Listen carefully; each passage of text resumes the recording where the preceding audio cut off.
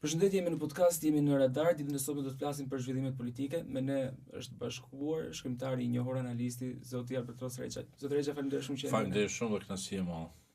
Ju e keni ndjekur nga afër zhvillimet politike në Shqipëri, ndalemi tek Ibari, është një proces që u kontestua shumë nga opozita, është duke u diskutuar në Bruksel dhe jemi në fazën e kalimit apo jo, ka një zhbllkim. Ku kontestuar nga opozita, por opozita punoi fatkeqësisht që Shqipëria të merr nota negative. Domthonë për mua kjo është pjesa e pakuptimit. Se pse opozita duhet punoj që Shqipëria mos ta kalojë këtë test, sepse opozita duhet mendoj që nesër mund të vinë ata në pushtet. Edhe çfarëdo që ndodh në trajektorën e Shqipërisë drejt Bashkimit Evropian, ata e trashëgojnë nesër, domethënë. Pastaj e dyta janë disa gjëra që duhet të jenë interes nacional mbi partitë politike. Edhe nuk duhet vleja i parimit tash për inat të nusës, le të më vdes edhe djali. Dhe kjo është nonsens, ajo që ka bërë opozita shumë të fundit, atë idenë që Shqipëria nuk e meriton të jetë anëtare e BE-s, Shqipëria nuk duhet ashtu, nuk duhet ashtu, nuk duhet ashtu, është nonsens. Këta flasin thuaj se nuk janë, thuaj se nuk e jadon të themi kështu suksesin këtij vendi. Kështu mund të kuptohet kjo. Unë mendoj e jam i sigurt që ata nuk e mendojnë kështu, por kështu lexohet. Por ky proces po ecë përpara, gjitha sinjalet tregojnë që Ibari do kaloj në fund të muajit maj, domethënë do kaloj edhe kjo hallkë e fundit shumë e rëndësishme, edhe pastaj mbi Shqipërinë do të bijnë ato detyrat që janë jo të lehta, dhe do shkojnë, domethënë do jenë gjithë edhe më të ashpra në kuptimin që Shqipëria duhet të demonstrojë rezultate, sepse të futesh sot në Bashkimin Evropian nuk është njëjtë se kur është futur Bullgaria dhe Rumania, domethënë që janë thjesht kanë kaluar radhën, tash janë kriteret shumë të ashpra. Qartë, por opozita pretendonte që bllokimi i këtij procesi vinte nga ngjarjet që kanë ndodhur në Shqipëri prej ish-zëvendës kryeministres, një herësi dhe ministres së infrastrukturës, zonja Belinda Balluku. Jo, nuk është e vërtetë. Kjo ka ndodhur për shkak të interpretimit që vetë opozita i ka dhënë. Interpretimi që opozita i ka dhënë rastit, po jo vetëm opozita, por edhe njerëz brenda shumicës, ta kemi qartë, se këtu në Shqipëri njerëzit luftojnë majtas djathta, mbrana llojit, ka budalliqe nga më të ndryshmet. Edhe tash është dhënë një interpretim, thuaj se kush e di çka po ndodh. Një gjë ta kemi qartë, Spaku ka një proces hetimor, është në fazën e hetimeve, nuk kemi në fazën e konfirmimit të akuzës. Kushdo që ka kryer fakultetin juridik, i ditë të bëj dallimin e këtyre nuancave. Nuancat janë shumë të rëndësishme. Jemi në fazën akoma të hetimeve për një akuzë të caktuar që ka të bëjë me pabarazi në tendera. Edhe ata kanë kërkuar kufizimin e lirisë. Shumica ka vlerësuar që për çka bëhet fjalë nuk ka nevojë kufizim të lirisë dhe mund të vazhdoj procesi hetimor. Procesi hetimor është duke vazhduar. Çfarë ka bërë opozita? Çfarë kanë bërë zërat të tjerë? Kanë thënë që shumica po e pengon drejtsinë e të tjera, gjëra që nuk qëndrojnë. Edhe u pat ngrit kështu një farë lloj tymnaje e madhe dhe u deshën të kalojnë më shumë se 2 muaj që kjo tymnaje të qetësohet dhe të shihet që ky lexim ka qenë një lexim i gabuar, nuk është lexim i drejtë i situatës. Edhe është mirë që kjo tani do qartësohet, edhe pse nuk e di që do flasim pastaj. Mendoj që kontributi që ka dhënë zonja Belinda Balluku brenda Partisë Socialiste është evidente, edhe në kohën ku ajo ishte ministri i infrastrukturës, po ashtu ka bërë punë shumë të mira që janë dhe të lavdërueshme edhe nga opinioni publik.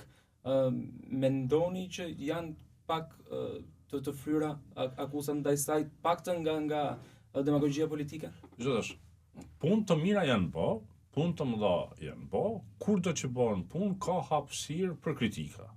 Tash unë këtu nuk do ja vlerësim për punën e Belindës, sepse atë vlerësim e japin qytetarët. Njerëzit që përdorin rrugët, që përdorin infrastrukturën, domethënë edhe kjo është një vlerësim që bëhet edhe në kohë. Por ajo që unë mund të them, mund të bëj një vlerësim politik që Belinda Balluku realisht u kthy në një rrufë pritës për gjithçka që ka të bëjë me këtë qeveri. Edhe ju fatëru gjithçka. U shëndru në një gogol, u shëndru në një shtrig, dhe në atë ide se domethënë për çdo gjë pikë reference e Belinda. Kjo për mua është e papranueshme. E dyta, unë kam bërë një analizë time, nuk kam marrë në përfundimin që te Belinda ka dhe një element për brenda ekosistemit të atyre strukturave që ngjiten me pushtetin. Një gjë ta kemi të qarta. Kushdo që është pushtet, ka struktura që ngjiten me pushtetin. Edhe Belinda ka bërë disa veprime që kanë kufizuar ndikimin e rrymave të caktuara dhe grupeve të caktuara të interesit. Nuk ka kufizuar ndikimin e tyre, ka kufizuar aksesin që ata kanë pasur. Ka bërë veprime që kanë qenë të paimagjinueshme, dhe kjo atë e ka vënë në sy të këtyre grupeve dhe cilët ka vendosur që ta luftojnë një farë forme, domethënë gjë. Edhe kjo e ka rritë edhe presionin me Belindën. Kështu që në faktin që ajo ja ka ndal aksesin disa grupeve të interesit, që unë mendoj që atë është një gjë e mirë dhe madje ka qenë e vënuar. Por normal këto gjëra do të diskutohen më vonë, do dalin në pah më vonë, pasi që kjo tymnoja në lidhje me Belindën të marrë fund. Unë mendoj që akuza për pabarazi në tendera është jo serioze, dhe prokuroria është dashur që të marrë frymë, është dashur të mendoj, të shoh a kanë bazë për një rast më të fuqishëm. Unë nuk e di çka bën prokuroria, çka gjen, çka zgjen, domethënë ai shoh që ata ndihen të sfiduar nga kjo, nga diskutimet që bën publike dhe tash nuk lën gur pa rrotulluar për të gjetur diçka. Është gjë e mirë, është e drejtë e tyre, por drejtësia nuk duhet funksionojë në këtë parem. Domethënë, okay, po sfidohemi, tash po veprojmë me inatë, të gjejmë diçka, se duhet patjetër të gjejmë diçka. Ose ka, ose nuk ka diçka serioze. Nëse nuk ka diçka serioze, nuk targetohet zëvendëskryeministri i vendit. Nëse nuk ka diçka serioze, diçka të fuqishme, diçka që vërtet e bën diferencën, sepse tash e kuptoj unë që në Shqipëri, si në çdo vend tjetër ballkanik, është ajo ideja, hajde se këtu është vjedh, hajde se këtu janë bërë keqpërdorime dhe dikush duhet ta haj. Por drejtësia nuk duhet të shkojë në këtë parem. Drejtësia duhet të tregojë që ka integritet, edhe duhet t'i bind shqiptarët që këta persona vërtet janë fajtorë. Nuk duhet të punojë vetëm me përshtypje. T'i bind shqiptarët që këta persona janë vërtet fajtorë. Sepse, le të supozojmë që Belinda Balluku vërtet është fajtore. Le të supozojmë që Belinda Balluku vërtet ka keqpërdorur detyrën. Jo vetëm Belinda, po edhe Erioni edhe ata tjerë. Le të supozojmë. Nëse këta njerëz shkojnë gjyq dhe gjyqi i shpallt pafajshëm, edhe ne po e dim që janë fajtorë, atëherë ka dështu drejtësia. Kjo është testi. Nuk guxon drejtësia më ulshu në këto gjëra. Më mirë është të përmbahen, se sa ta krijon, domethënë, përshtypjen që filoni është fajtor, e pastaj të dali pafajshëm. Kjo atëherë domi është më i madh. Mbas asaj që unë kam pa, edhe që po diskutojmë, unë mendoj që zoja Belinda Balluku është i pafajshme. Kjo është menimi im, si jurist flas, në bazë të asaj që shohim, është i pafajshme. Edhe është për keqardhje, domethënë që 2 muaj mas marrjes së mandatit të 4-të, qeveria është dashur që të kalojë në këtë traumë, që nuk është një traumë e vogël. Qartë, zotëre që ju thot pak më herët që sulmet vinë si nga brenda forcës tënde politike, por edhe nga jashtë. Rezultati i 11 maj të vitit të shkuar në qarkun e Fierit, a ishte rezultati i kësaj? Jo, të gjithë e dinë që Belinda Balluku është një punëtore e madhe, dhe tash brenda Partisë Socialiste. Tash edhe lufta brenda Partisë Socialiste është e ashpër. Ta kemi të qartë atë. Dhe kjo me automatizëm ty të bën pengesë për dikë tjetër. Edhe këtu në Shqipëri, për shembull, më njerë kalohet në spekulime, në thashë themi i fundit është që Albatros Rezi do bëhet drejtori i RTS-s. Ai dëgjova këtë së fundi. Tash se s'din si më shpjegu, po del Albatrosi, po fol, po marr një qendrim, hajde se kam të bëj drejtor i RTS-s. Domethënë, tha, a do bësh drejtor? Jo, thash, do bëj ministër. Po ç'a ministri? Thash, me ndaj zëvendësky ministër, po mal shoj Rama, ja marr edhe kryeministër. Ç'a ti them unë aty njerëz? Sepse është logjika është që nëse ti e ke një qendrim, e ke një diçka, tu ka diçka, ka një sen, ka një gjë, më njeri, s'ka s'është fort me rëndësi në fundit, duhet t'i dëgjojmë argumentet, duhet të analizojmë punën. Zoja Belinda Balluku e ka marrë një zonë Farosferi me shumë probleme, edhe e ka kthy në një zonë ku Partia Socialiste ka marrë një rezultat historik. Kjo është gjëja që është më rëndësi. Kjo është gjëja që dhe tash një gjë e tillë, mëna Partia Socialiste duhet vlerësohet, nuk duhet shihet tash si kërcënim për X-in apo për Y. Po kjo është fati i partive të mëdha, edhe një gjë tjetër duhet thonë që mbrana kontekstit ballkanik njerëzit nuk ta falin suksesin. Edhe mendoj që Zoja Belinda Balluku është viktimë e këtij narracioni. Për të kaluar në kampin tjetër, në Partinë Demokratike ka një zgjedhje të brendshme që e kulmon të dielën e 23 majit. Mendoni më shumë që është drejt një votimi apo drejt zgjedhjes, sepse i vetmi kandidat është kryetari aktual zoti Berisha. Unë jam rrit me Sali Berishën, edhe jo keni thënë publikisht ka qenë dy idhujt e mi politik që kam pas në rinin time, ka qenë një presidenti Rugova në Kosovë dhe Sali Berisha në Shqipëri, në atë Saliu vitit 92, ardha e demokracisë të tjera. Pastaj rikthimi që ka bërë Sali Berisha në politikë në vitin 2005, ajo është për studim. Pas 97-s, të kthehesh në pushtet vetëm 8 vite më pas. Kjo është për studim. Çdo katedër e shkencave politike duhet ta studioj si ky njeri ja doli këtë gjë. Domethënë nuk është person i admirueshëm kur e kap e analizon historikun e tij, por është një shprehje që kohërat ndryshojnë, njerëzit evolojnë, brezat ndrohen, ndërthonat janë të tjera dhe kam përshtypjen që Sali Berisha e ka humbur koherencën me realitetin. Në Partinë Demokratike mund të bëhen lloj-lloj eksperimentesh nga më të ndryshmet, por përderisa Sali Berisha don të jetë aktiv në politikë, Partia Demokratike është e tij. Domethënë, për mua tash nuk ka fort rëndësi a kandidon 2 a 3, mund të kandidojnë edhe 30 kandidat, prapë Sali Berisha fiton. Domethënë, është partia e tij, përderisa ai do të jetë aktiv në Partinë Demokratike. Kështu që mua nuk më pëlqen ky debati që bëhet për atë idenë ka demokraci. Domethënë ato janë muhabetet kota, sepse një parti nuk mund ta vrasë liderin e vet themelues. Nuk mund ta vrasë. Përpos nëse ai tërhiqet vet. Është e dhunshme t'ja kërkosh një partie ta vrasë liderin e vet historik, nëse lideri i vet historik do të jetë aktiv. Unë kështu e shoh. Thënë kjo zoti Rexhaj, Partia Demokratike ka lindur dhe do të vdesë politikisht në thonjza me Sali Berishën? Jo, në momentin kur Sali Berisha vendos të tërhiqet nga politika, unë nuk jam për atyre që thonë sa t'jetë gjallë Sali Berisha, sepse inshallah Zoti jep jetë edhe shumë, por transformimi i Partisë Demokratike mund të ndodhë vetëm pasi që lideri historik të tërhiqet. Është njëjtë me Partinë Socialiste. Partia Socialiste i ka 2 faza historike. Faza e parë është faza e Fatos Nanës, lideri themelues. Në momentin kur lideri themelues tërhiqet nga politika aktive, ajo ka qenë tërheqje plot, pensionimi plot.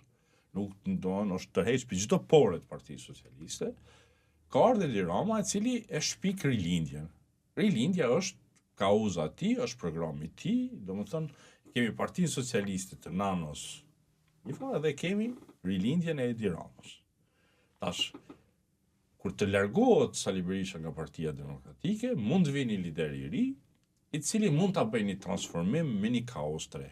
Tash, mrena tu jemi në Tiranë dhe dëgjojmë dy rrëfime. Rrëfimi i parë është që Partia Demokratike do të trashëgohet nga dikush që do vi nga oborri i familjes Berisha. Nëse vjen nga oborri i familjes Berisha, nuk shon do të ardhmë për Partinë Demokratike. Por nëse vjen një lider i ri, i cili nuk e rishpik të djathtën, po krijon kauz të re për të djathtën në Shqipëri, gjërat edhe mund të ndryshojnë. Por prapë e them që do jetë një përballje e vështirë, për arsye se Partia Socialiste është parti super konsoliduar, ka një elektorat shumë stabil, edhe që djathta të fitojnë në Shqipëri duhet punoj shumë. E shikoni që zoti Saljani, duke qenë se është ai që ka dalë kundra zotit Berisha, ka të faktorin X për të përbashkuar këtë të djathtë të re që ju thoni? Jo. Unë mendoj që Saljani është duke u viktimizuar për çdo që do vi lider pas Berishës. Kushdo që vjen lider pas Berishës do të korr frutët e punës që po e bën Saljani. Saljani domethënë po tregon, pështron rrugën për diçka të re, por ai do të vetë sakrifikohet në rrugën sipër, sepse Partia Demokratike nuk do ja falë këtë gjë, sepse po përballet me liderin historik. Por kushdo që vjen, nëse është jashtë oborrit familjes Berisha, do të korr frutat e punës së Saljanit. Domethënë, Saljani po e shtron rrugën për këtë farë ballafaqimi në mes të rezë të vjetrës. Vetëm kështu mund të domethënë Partia Demokratike ta rishpik vetveten si forcë vitale, domethënë e re. Kështu që Saljani është duke bërë në mendimin tim një punë të madhe për debatin e mbrëmshëm brenda demokratëve. Por ai nuk do të jetë personi që do ta gëzojë frutin e punës vet. Ai din, ai beson? Pra, po vetë sakrifikohet me vetë dijes. Unë mendoj që ai ka një përvojë të jashtëzakonshme politike dhe e di shumë mirë çfarë është duke bërë. Normal ai shpreson që mund t'ja dalë, por në njëjtën kohë unë jam shumë i bindur që ai është i vetëdijshëm, që është duke me punën e tij, është duke do e paguajë një faturë shumë të madhe. Dhe kush e di, ndoshta një brez i jashtëm i Partisë Demokratike dhe mund t'ja njoh këtë kontribut, por do duhet kohë për atë. A kemi një fytyrë të Partisë Demokratike njëjë si shpam pas zhvillimeve të vitit 2021 me shpalljen non grata të zotit Berisha? Pra, kishte një luftë të brendshme dhe aso kohë ka dhe një luftë të brendshme tani. Çfarë ndryshon nga të dyja kohët? Ndryshon shumë, sepse aso kohë e kishim Sali Berishën në propavi, tash e kemi Sali Berishën në skenë. Kjo është e para. Dhe kështu që unë nuk shoh ndryshimin në Partinë Demokratike përderisa Sali Berisha është aktiv në aty.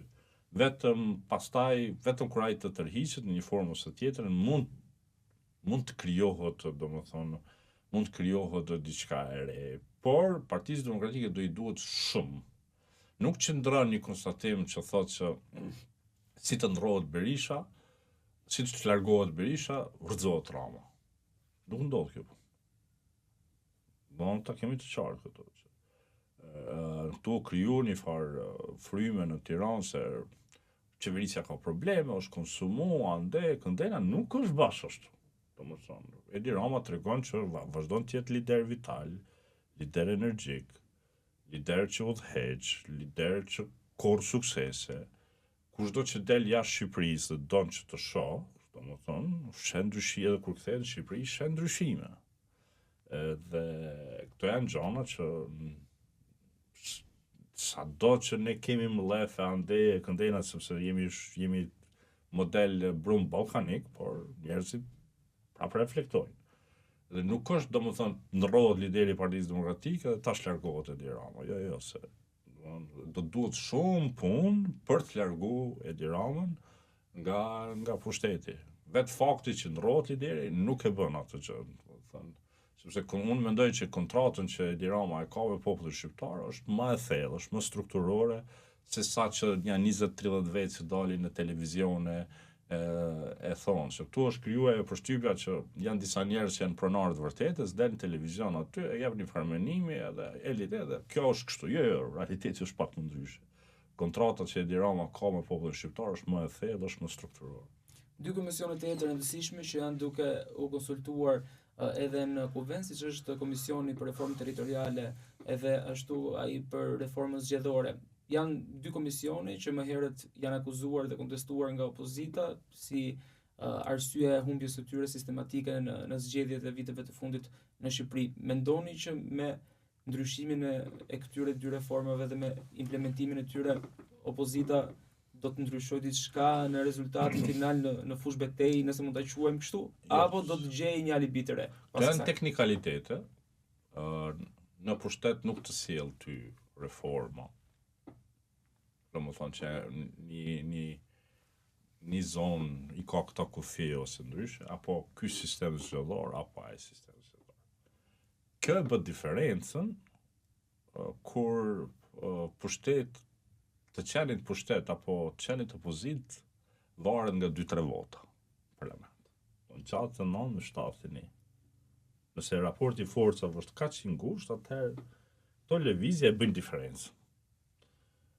Por, ky nuk është problemi në Shqipëri. Problemi në Shqipëri është që ti e ke një frymë që e mbështet i Ramën, një formës e tjetër, edhe e ke një frymë që mungon si mbështetje për partin tjetër. Sigur të kishte frymë gjithë përfshirëse, nuk ka sistem zgjedhor që të ndalë.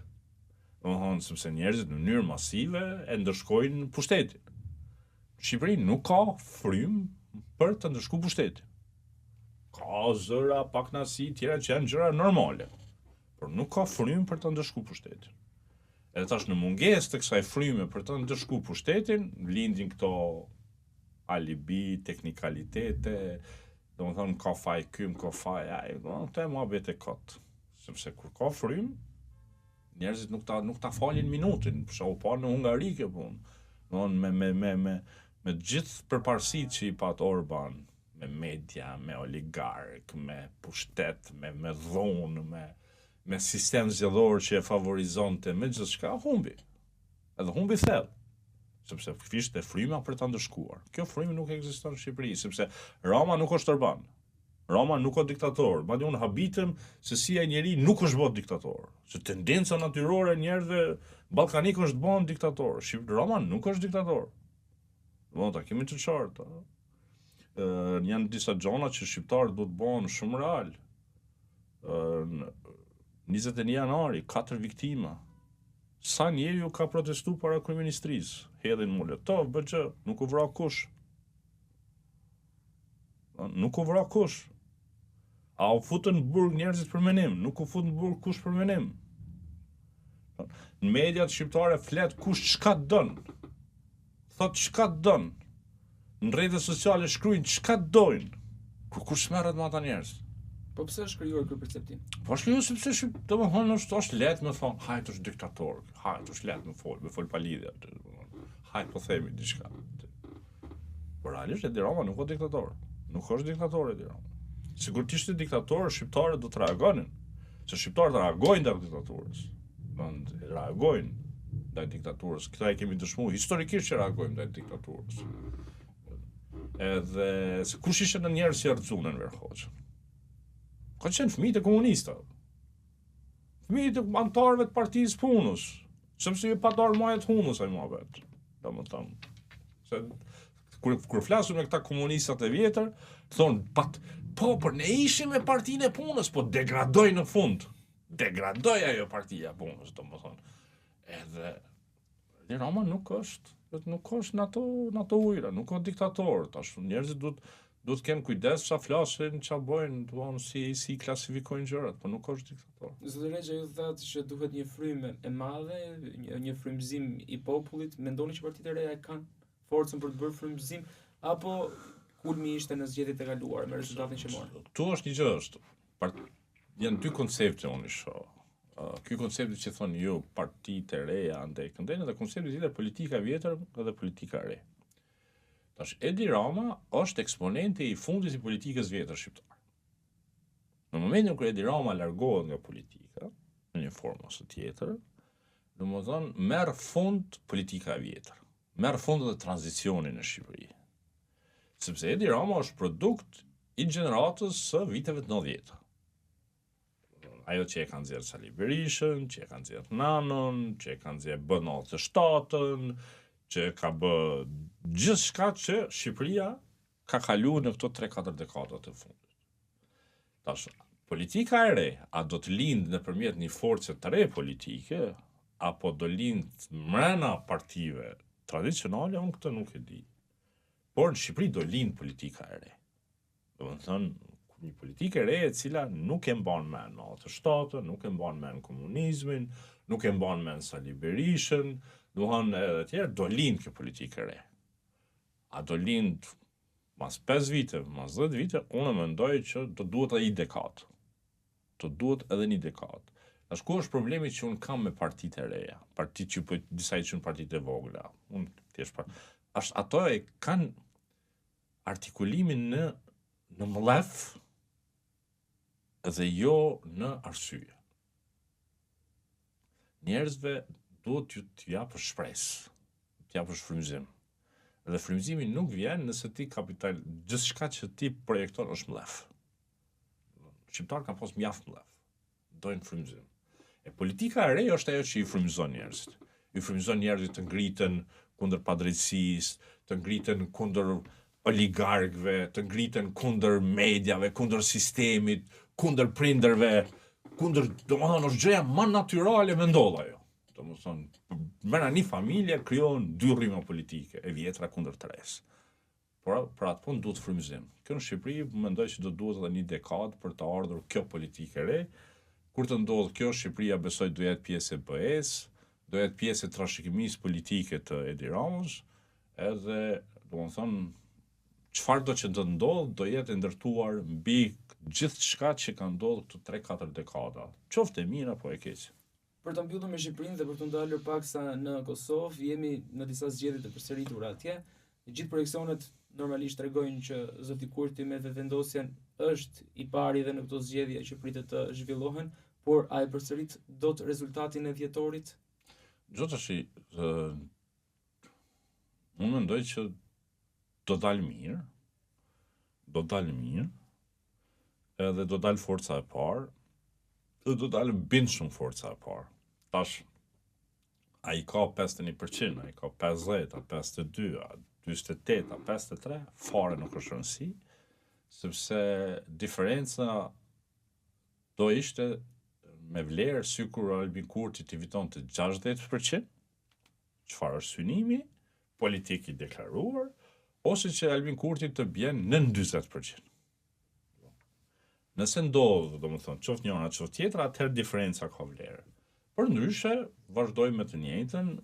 Ajo që do ndodh, mendoj që është e treta e vërteta, në kuptimin që nëse rezultati i njëjtë pak a shumë përsëritet edhe për herën e tretë, atëherë forcat politike duhet thjesht reflektojnë dhe që t'i japin vendit drejtim. Por ajo që duhet të them është që në Kosovë është epoka Albin Kurtit, sepse Albin Kurti është simbol i frymës së re të njerëzit, dhe përballë asaj që ata e kanë konsideruar në Kosovë e kanë konsideruar establishmenti për që ka udhëheq Kosovën për 2 dekada. Thjesht është epoka e tij.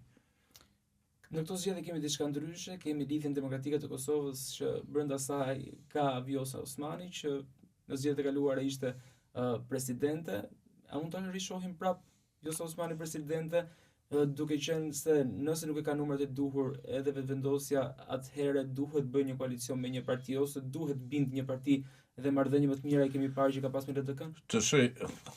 Dëshira ime personale është që Vjosa Osmani dhe Albin Kurti t'i tekalojnë hatërmbajtjet që kanë me njëri tjetrin, edhe të bëjnë një marrëveshje, domethënë që unë jam angazhuar publikisht që ai far binomi Vjosa Albin të vazhdojë.